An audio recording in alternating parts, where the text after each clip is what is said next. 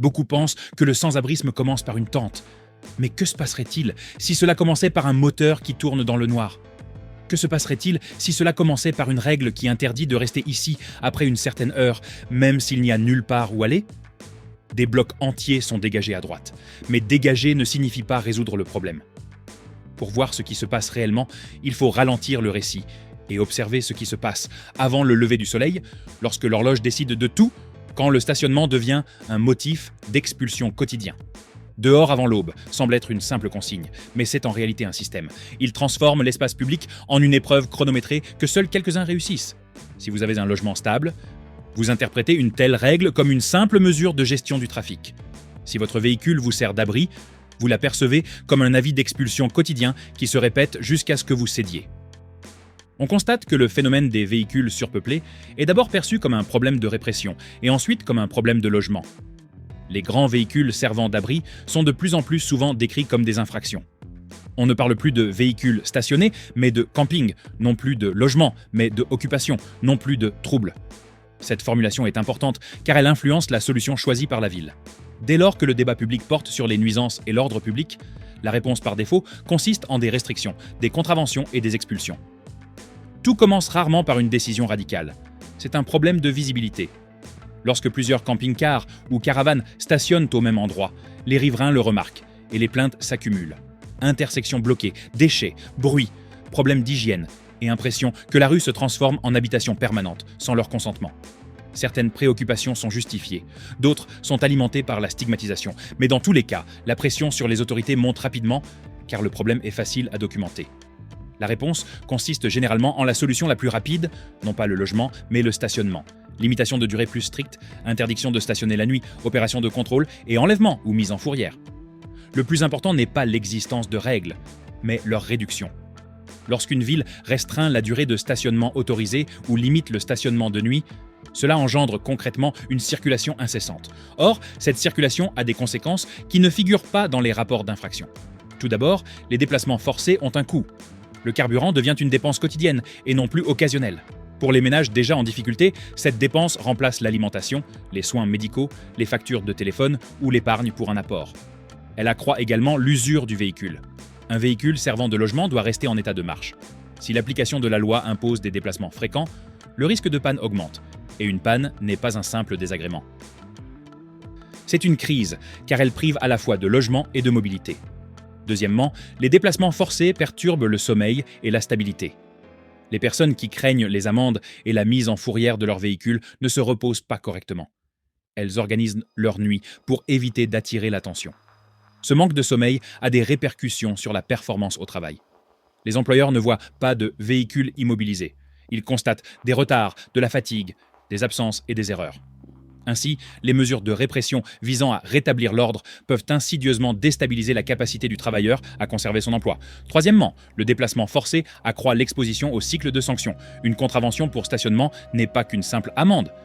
Si elle n'est pas payée, les amendes peuvent s'accumuler. Avec l'accumulation des amendes, le risque d'immobilisation du véhicule ou de mise en fourrière augmente. Et la mise en fourrière n'est pas comparable à la perte temporaire d'une voiture. Pour une personne vivant dans ce véhicule, cela peut signifier la perte de son logement, de ses papiers, de ses outils de travail, de ses médicaments et de sa capacité à se déplacer. En réalité, le remorquage devient une forme d'expulsion qui compromet également tout retour à une situation stable. Et dès que la ville commence à considérer les abris pour véhicules comme une infraction plutôt que comme un symptôme, elle crée automatiquement un nouveau conflit.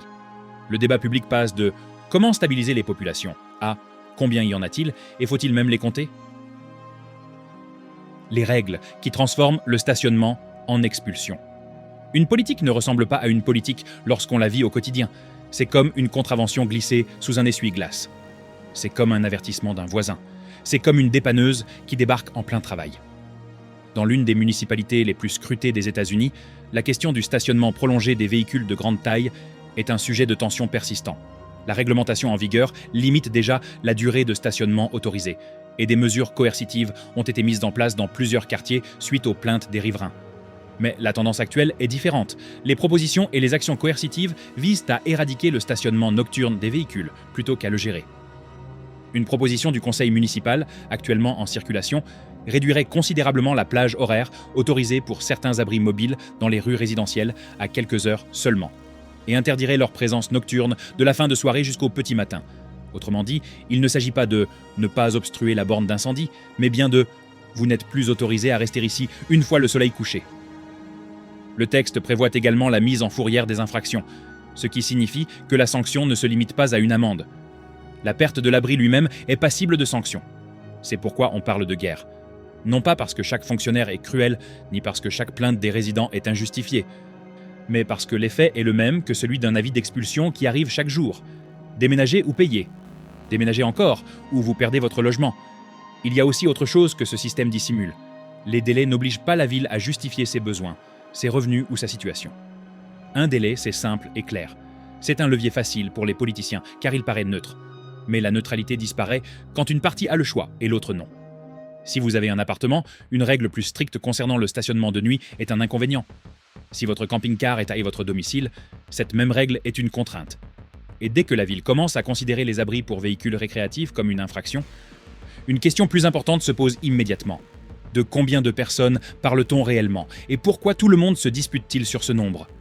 Le nombre qui croît toujours. Un chiffre impressionnant se propage plus vite qu'une explication détaillée. Il tient sur une vignette. Il alimente l'indignation. Il donne matière à répéter à ceux qui se méfient du système censé refléter la réalité. C'est pourquoi le chiffre de 90 000 se répand, même lorsqu'il ne s'agit pas d'un décompte officiel. Il comble un vide. Vivre dans son véhicule est l'une des formes de sans-abrisme les plus difficiles à quantifier, car elle est conçue pour être dissimulée. Les personnes qui y vivent se couchent tard et partent tôt. Elles changent régulièrement d'endroit. Elles évitent d'être recensées. Certaines entretiennent leur véhicule de manière à ce qu'ils paraissent appartenir à un entrepreneur, un voyageur ou un membre de leur famille en visite. Officiels, les décomptes aux États-Unis s'appuient souvent sur lors d'une seule nuit d'observation par an, une méthode qui ne permet pas de recenser les personnes volontairement invisibles ou stationnées en dehors des itinéraires de surveillance connus. Et même lorsqu'une personne est trouvée dans un véhicule, les définitions varient. Une voiture particulière est traitée différemment d'une camionnette. Une camionnette est traitée différemment d'un camping-car. Un camping-car peut être considéré comme un logement dans un contexte et comme une personne sans abri dans un autre, selon ses installations sanitaires, son emplacement, son état et l'attitude des forces de l'ordre. Voici donc ce que l'on peut affirmer sans exagérer. Ce chiffre est contesté car le système peine à quantifier une crise qui se dissimule. Il ne faut pas s'attacher à savoir si le chiffre principal est exact. Il faut plutôt se demander si les politiques publiques sont fondées sur la peur, le nombre de plaintes et la visibilité, au lieu de s'appuyer sur des données concrètes et des solutions réelles. Car si vous considérez le décompte incertain comme une autorisation de punir, vous créez un piège. Les personnes les plus susceptibles d'être oubliées par le décompte sont aussi celles qui ont le plus de chances d'être lésées par l'application de la loi. C'est à ce moment que la crise cesse de ressembler à de mauvais choix et commence à ressembler à un compromis forcé. Rapide, enregistrez-vous avant d'emménager. Si vous deviez deviner, quelle est la principale raison pour laquelle les gens choisissent de vivre dans leur véhicule dans votre région ? La sécurité, le coût, le désir de rester en famille, la proximité du travail, l'impossibilité de se conformer aux règles des refuges, ou une autre raison que vous avez pu observer directement ? N'hésitez pas à commenter votre réponse, car les raisons varient selon les endroits, et par conséquent, les solutions qui fonctionnent réellement. Si vous souhaitez que cette chaîne continue de suivre l'impact concret des politiques publiques, et pas seulement leurs promesses sur le papier, abonnez-vous et activez les notifications. Votre participation est essentielle pour briser le silence qui permet à ce problème de prospérer dans l'ombre. Pourquoi des gens vivent dans des véhicules même lorsqu'il existe un abri ? On ne choisit pas de vivre dans sa voiture par confort. On le choisit parce que c'est l'option qui permet de préserver le reste de sa vie pendant une semaine de plus. La sécurité est la première raison invoquée, même si la situation est complexe. Vivre en collectivité peut engendrer du bruit, des conflits et la peur du vol. Cela peut impliquer des règles qui séparent les couples, interdisent les animaux domestiques ou compliquent le quotidien. Cela peut exposer aux maladies. Cela peut signifier une perte de contrôle insupportable lorsque l'on vit déjà dans une situation précaire. Le contrôle est la deuxième raison et c'est la plus discrète. Un véhicule permet de décider quand partir. Il permet de garder ses affaires à portée de main. Il permet à une famille de rester unie, même si l'espace est restreint. Il permet à un travailleur d'aller au même travail et de conserver le même trajet domicile-travail. Il permet à un parent de garder son enfant dans la même école, même si sa chambre se trouve désormais à l'arrière de la voiture. Il y a ensuite la peur qui dissuade les gens de recourir aux services. Si vous entrez dans un centre d'hébergement et que votre véhicule est mis en fourrière pendant que vous y êtes, vous ne perdez pas seulement votre moyen de transport. Vous perdez aussi votre logement, vos papiers, vos vêtements, vos outils, vos médicaments et la fragile stabilité qui vous permettait de travailler. Un lit en refuge peut donner l'impression de troquer une solution difficile contre une solution plus risquée. Dans une ville comme New York, où les politiques et l'application des règles d'hébergement d'urgence varient selon la catégorie, la capacité d'accueil et le contexte politique, de nombreuses personnes vivent dans une incertitude qui s'ajoute à une autre. Elles ne veulent pas devenir un simple numéro dans un système déjà saturé. Elles veulent continuer à travailler, à élever leurs enfants, à survivre discrètement. Ce calme apparent ne signifie pas que le problème est mineur, mais plutôt qu'il s'est adapté. Dès qu'une habitude personnelle devient un comportement public, les tensions politiques s'exacerbent et les choses s'accélèrent. La cuisinière de quartier qui se transforme en politique. Les gens tolèrent l'inconfort jusqu'à ce qu'il devienne permanent. Alors seulement, ils commencent à s'organiser. Une rangée de camping-cars dans une rue résidentielle ne reste pas longtemps indifférente. Les riverains constatent jour après jour les mêmes problèmes. Ordures non ramassées, générateurs qui ronronnent tard dans la nuit, stationnement et trottoirs obstrués, et inquiétude quant à l'hygiène. Certains de ces problèmes sont de réels dangers, d'autres sont exacerbés par la peur, d'autres encore sont amplifiés par les réseaux sociaux. Mais le résultat est prévisible. Ce quartier devient le symbole d'une administration défaillante. À New York, cette dynamique s'est manifestée dans de nombreux quartiers, les habitants pressant les autorités d'agir. En pratique, agir signifie généralement une seule chose, faire appliquer la loi. Ce n'est pas forcément par désir de brutalité, mais plutôt par besoin de prévisibilité. Ils veulent que la ville prenne en charge ce qui leur semble incontrôlable, que c'est le point crucial. La plupart des gens ne sont pas des experts en politique publique, ils vivent dans un environnement quotidien. Lorsque cet environnement leur paraît incontrôlable, ils exigent d'être maîtrisés. La mesure de contrôle visible la plus rapide consiste à retirer les véhicules. Mais retirer les véhicules ne signifie pas les résoudre. Lorsqu'une opération de contrôle dégage une rue, les véhicules ne disparaissent pas. Ils se déplacent, ils migrent vers la prochaine zone industrielle, le prochain trottoir large, la prochaine zone où les plaintes tardent à se formuler. Ce déplacement crée une étrange illusion. Chaque quartier a l'impression d'avoir réglé le problème, alors que le problème à l'échelle de la ville ne fait que s'aggraver. C'est ainsi que commence le processus de vidange. Non pas la résolution de la crise, mais le démantèlement d'un quartier. La crise se retrouve reléguée dans des zones plus sombres, où les risques sont plus élevés et l'aide plus difficile à obtenir. De loin, la situation peut paraître anodine, mais de près, elle amorce souvent une spirale dont il est difficile de sortir. Contravention, remorquage et nouvelles formes d'expulsion. L'endettement n'est pas qu'un problème d'argent. C'est aussi un problème de temps. Il vole des heures, engendre des convocations au tribunal et oblige à faire des choix qui déstabilisent la vie. Pour les automobilistes, une contravention peut déclencher un cercle vicieux qui paraît anodin de l'extérieur, mais qui se révèle catastrophique de l'intérieur. L'amende arrive. Impossible de la payer, car le salaire est déjà englouti par l'essence, l'assurance, le forfait téléphonique et les dépenses essentielles pour se nourrir et se laver. L'amende s'accumule. Le casier judiciaire se remplit. Le risque d'immobilisation du véhicule augmente. Puis vient la mise en fourrière. Lors d'une expulsion classique, un ménage perd son logement. Dans le cas d'une expulsion par véhicule, il peut tout perdre d'un coup. Son abri, ses moyens de transport, ses biens et la possibilité de se rendre au travail. Les frais de fourrière constituent un obstacle supplémentaire que beaucoup ne peuvent surmonter. Même si la personne parvient à récupérer son véhicule, les jours de travail et les salaires perdus peuvent suffire à entraîner une perte d'emploi. Et la perte d'emploi est une épreuve dont beaucoup ne se relèvent pas. Voilà toute la cruauté de réduire le sans-abrisme à un simple problème de stationnement. Les systèmes de stationnement ont été conçus pour faciliter les déplacements, pas pour assurer la survie. Appliquer la même logique punitive à une personne vivant dans un camping-car, ce n'est pas rétablir l'ordre, c'est supprimer le dernier rempart entre cette personne et le trottoir. Les responsables présentent souvent cela comme une forme de responsabilisation.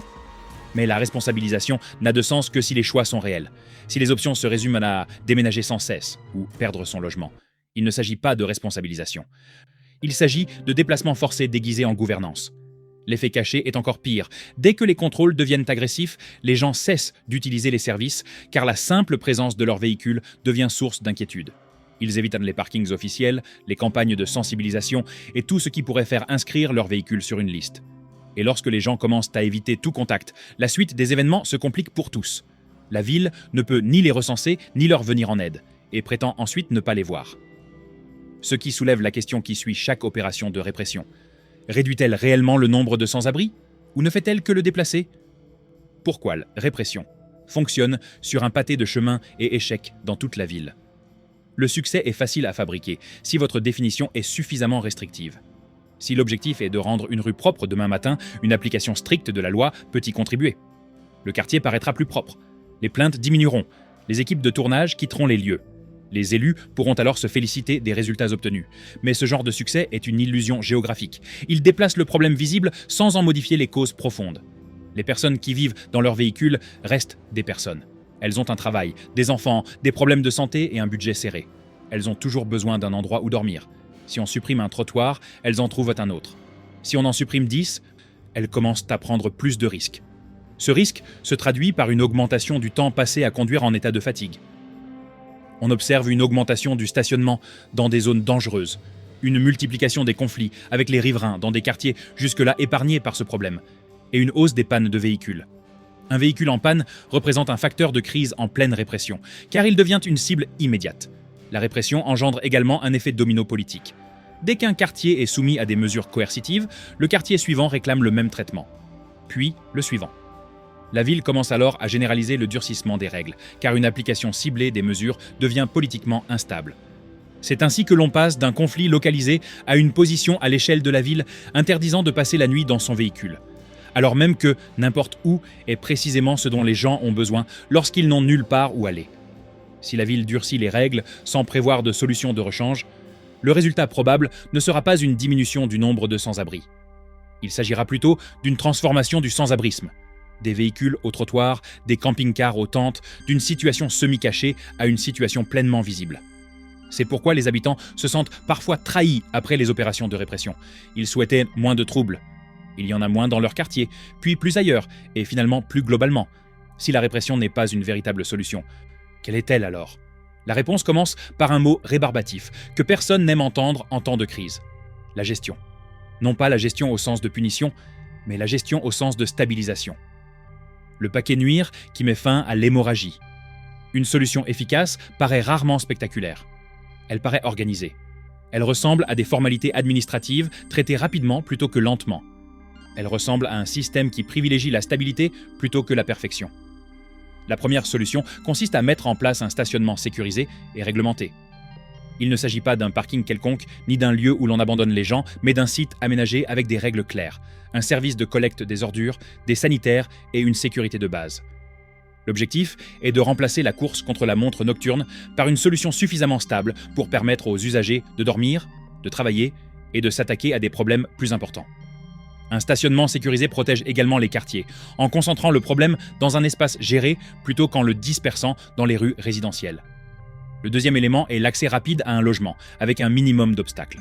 Les personnes vivant dans leur véhicule travaillent souvent encore ou cherchent encore un emploi. Une petite chambre, un logement partagé ou un appartement transitoire peuvent apporter ce que les forces de l'ordre ne peuvent pas, une véritable adresse et un véritable lit. Une fois qu'une personne dort normalement, sa capacité à conserver son emploi et à prendre soin de sa santé s'améliore. Cela crée les conditions d'une stabilité à long terme. Le troisième volet consiste en une aide d'urgence pour les ménages en difficulté. Nombreux sont ceux qui vivent dans leur véhicule et qui n'y sont pas parvenus à cause d'un dysfonctionnement structurel. Leur situation a basculé suite à un choc ponctuel, réduction du temps de travail, factures médicales, réparation automobile, augmentation de loyer, impossibilité de rembourser leur dépôt de garantie. Une aide d'urgence, apportée rapidement, peut prévenir ce basculement. Le quatrième élément est un système de sortie. Un parking sécurisé sans logement devient une salle d'attente. Un besoin urgent de logement sans offre suffisante crée un goulot d'étranglement.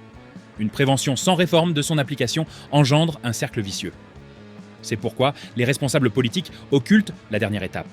Un parc de logements suffisant et les autorisations légales nécessaires à leur construction.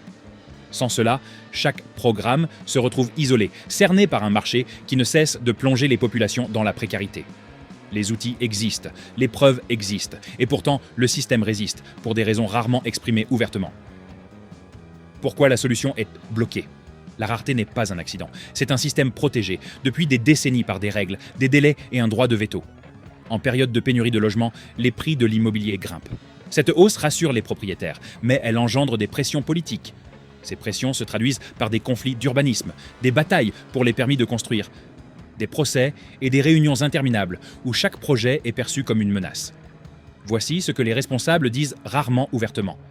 Le moyen le plus simple de préserver la stabilité d'un quartier pour ses propriétaires actuels est d'empêcher l'arrivée de nouveaux voisins. On ne le présente pas toujours comme une exclusion, mais l'effet peut être le même.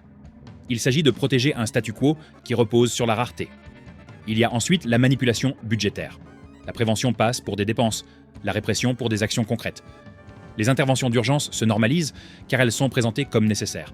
Parallèlement, les interventions à long terme, moins coûteuses, sont perçues comme une forme de générosité facultative. Cette façon de présenter les choses masque le coût total, car celui-ci est dispersé entre les services de police, d'assainissement, de soins de santé d'urgence et les perturbations scolaires. Il existe aussi une barrière culturelle plus profonde que la simple question politique. La crise des travailleurs sans abri remet en cause un mythe auquel on veut croire: l'association entre emploi et sécurité. Reconnaître qu'une personne peut respecter les règles, travailler et malgré tout se retrouver à dormir dans sa voiture, c'est admettre que le système ne tient plus ses promesses. Cet aveu a un coût politique élevé. La crise est donc gérée comme une menace, et non résolue par la question du logement. La ville fait circuler les gens. Elle vide des pâtés de maison. Elle raccourcit les délais. Elle met en scène un contrôle public.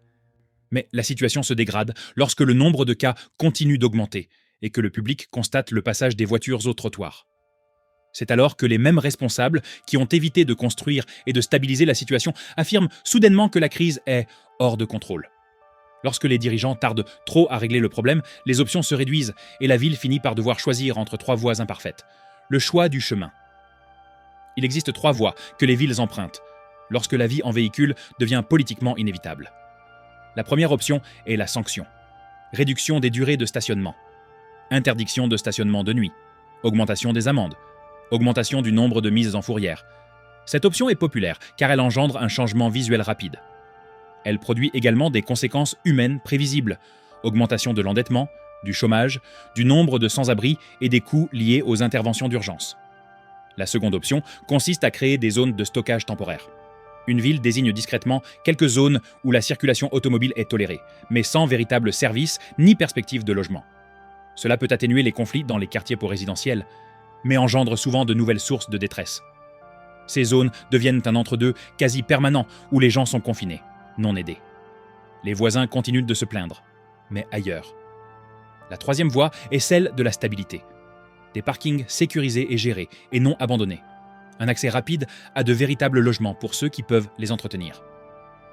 Une prévention précoce, avant que la situation ne devienne irréversible, et des réformes qui créent suffisamment de logements pour permettre des solutions de repli. La troisième voie semble évidente jusqu'à ce qu'on prenne en compte les enjeux politiques. La stabilité exige une coordination entre des organismes qui ne coopèrent pas naturellement. Elle exige un financement transparent. Elle exige un leadership prêt à affirmer. Nous allons construire et gérer cette crise comme une urgence en matière de logement, et non comme un simple désagrément. La question n'est pas de savoir si la ville agira, elle agira. La question est de savoir quel type d'action elle choisira. Une action qui déplace la crise ou une action qui l'atténue. Et si vous voulez comprendre ce que New York est en train de décider en ce moment, ne vous laissez pas influencer par les slogans et écoutez le message sous-jacent de l'expression « dehors à l'aube ».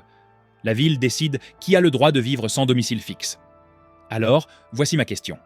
Si votre ville pouvait choisir une première étape cette année, quelle devrait être elle et pourquoi? Partagez votre réponse dans les commentaires. Et si vous souhaitez voir d'autres analyses approfondies de ce type, abonnez-vous et activez les notifications pour que cette publication reste visible.